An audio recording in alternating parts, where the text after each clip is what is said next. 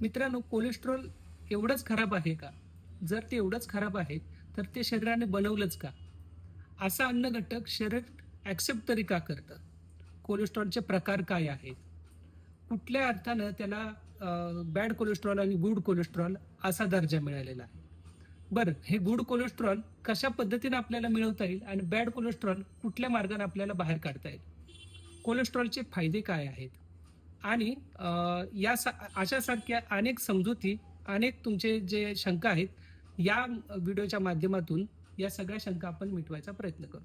तर मित्रांनो, सगळ्यात पहिलं लक्षात घ्या, आपल्या शरीराची प्रत्येक पेशी आणि त्या पेशीचं संरक्षण भिंत म्हणजे प्रत्येक सेलची सेल वॉल ही कोलेस्ट्रॉलनी म्हणजे फॅटी ॲसिडने बनलेली असते. त्यामुळं कोलेस्ट्रॉल हा सगळ्यात महत्त्वाचा अन्न घटक आहे, हे लक्षात घ्या.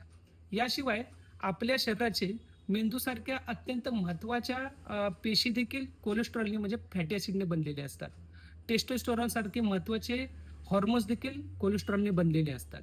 याशिवाय आपल्या शरीरात जे व्हिटॅमिन डी आहे, ते देखील फॅटी ॲसिड्सनी किंवा कोलेस्ट्रॉलने बनलेले असतं. याशिवाय शरीराच्या आपत्कालीन म्हणजे आणीबाणीच्या काळामध्ये ऊर्जा स्त्रोत हा देखील कोलेस्ट्रॉल म्हणजे फॅटी ॲसिडपासूनच आपल्याला मिळतो. म्हणूनच त्याला एनर्जीचं गोडाऊन असं म्हटलं जातं.